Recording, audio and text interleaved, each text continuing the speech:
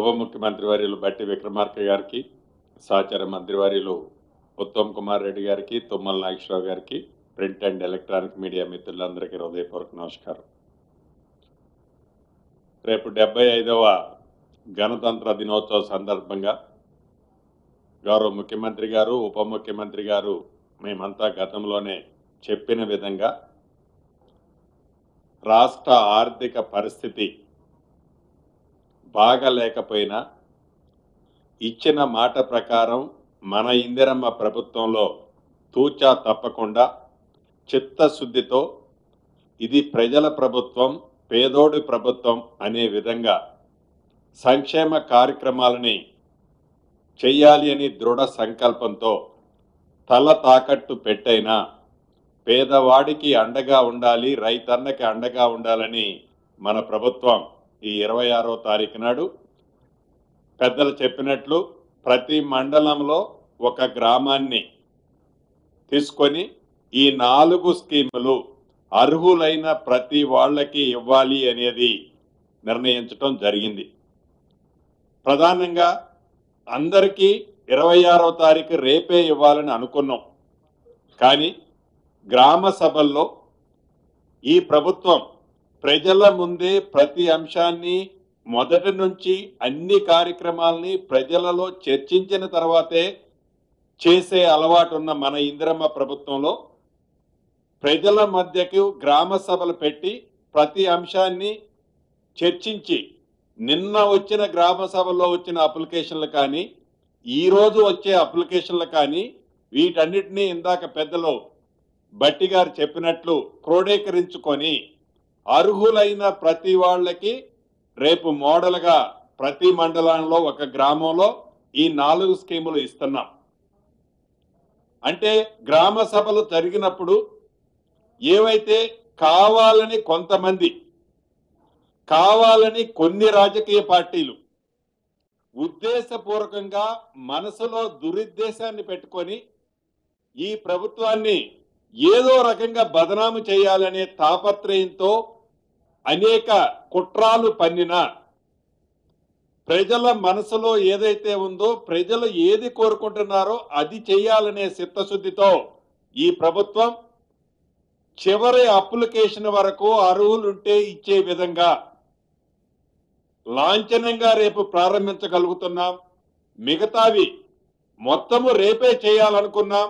ఈ కొత్త అప్లికేషన్లన్నీ క్రోడీకరించడానికి టైం పడుతున్న కారణంగా ఫిబ్రవరి మొదటి వారంలో ఈ షెడ్యూల్ మొత్తం తప్పకుండా రాష్ట్ర ప్రజలందరికీ ఎప్పుడు ఎక్కడ ఎలా చేయబోతున్నామో అనౌన్స్ కూడా ఫిబ్రవరి మొదటి వారంలో తెలపడం జరుగుద్ది. అర్హులైన పేదవాళ్ళు ఎవరు కూడా అభద్రతకు లోనవ్వాల్సిన అవసరం లేదు.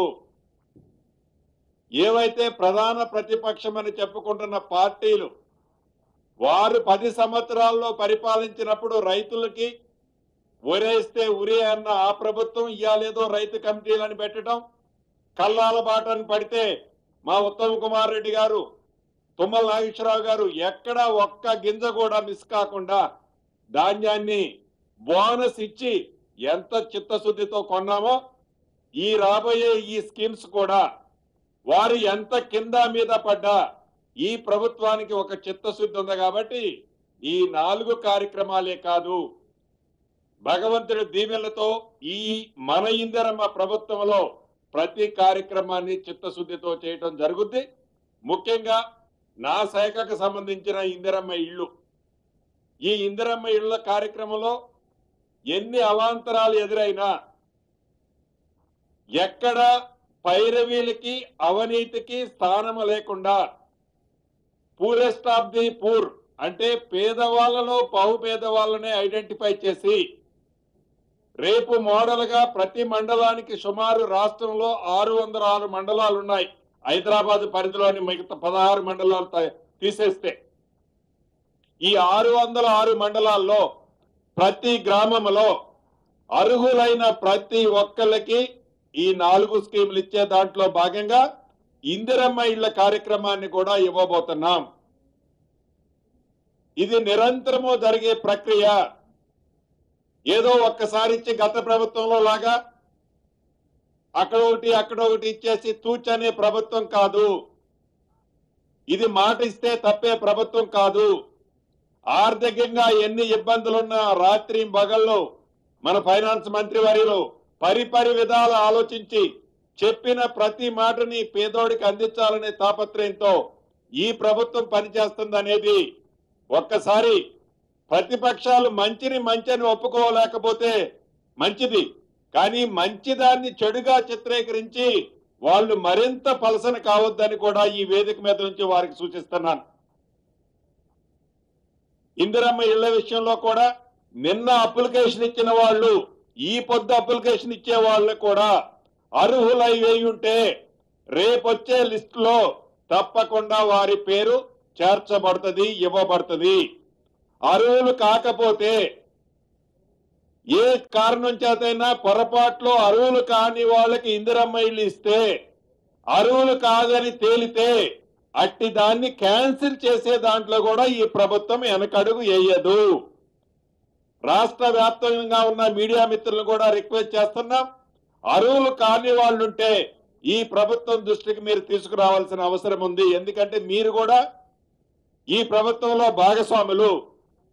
దయచేసి అర్హులు కాని వాళ్ళు ఎవరైనా కూడా తీసుకోవద్దు, అర్హులైన వాళ్ళు ఎవరు కూడా మిస్ కావద్దు. ఈ ప్రభుత్వం యొక్క చిత్తశుద్ధి అది. రాష్ట్ర ప్రజలందరికీ ఈ 4 కార్యక్రమాల్లో ఏ రకమైన డౌట్ అవసరం లేదని, ఈ ప్రభుత్వానికి చిత్తశుద్ధితో ఇచ్చిన ప్రతి మాటల్లో భాగంగా ఇటు రైతన్నల్ని అటు పేదవాళ్ళకి భరోసా ఇచ్చే కార్యక్రమంలో ఈ కార్యక్రమాలని ప్రతిష్టాత్మకంగా చేస్తున్నాం. కాబట్టి ప్రతి గ్రామంలో ఇప్పటికే గౌరవ మంత్రులు ముఖ్యమంత్రి గారితో సంప్రదించి బయటకు వచ్చే లోపే విపరీతమైన ఫోన్లు, అన్నాయి మంచి నిర్ణయం తీసుకున్నారు. గబగబా వాళ్ళు ఏదైతే ప్రతిపక్షం వాళ్ళ ఇంక ఈటం లేదు మీరు మాటలే చెప్తున్నారు అనుకుంటూ వస్తున్నారు. నిర్ణయం తీసుకోవటం కంటే నిర్ణయాన్ని ఇంప్లిమెంటేషన్ చేయటం, ఆ చేసే ఇంప్లిమెంటేషన్ లో పేదవాళ్ళకి అందటం ప్రధానమైన ఉద్దేశం. కాబట్టి 2-3 రోజులు లేట్ అయినా పేదవాడికి ఇవ్వాలి, నిజాయితీగా ఇవ్వాలి, ఏ రకంగా పారదర్శకంగా ఇవ్వాలి, అది ఏ రకమైన పైరవీలు లేకుండా ఇవ్వాలని ఈ ప్రభుత్వం ఉంది. కాబట్టి దయచేసి ప్రజలు కూడా అర్థం చేసుకుంటారని, అర్హులైన ప్రతి వాళ్ళకి ఈ అన్ని స్కీములు అర్హులైన వాళ్ళందరికీ అందుతాయని తెలుపుకుంటూ సెలవు తీసుకుంటున్నాను.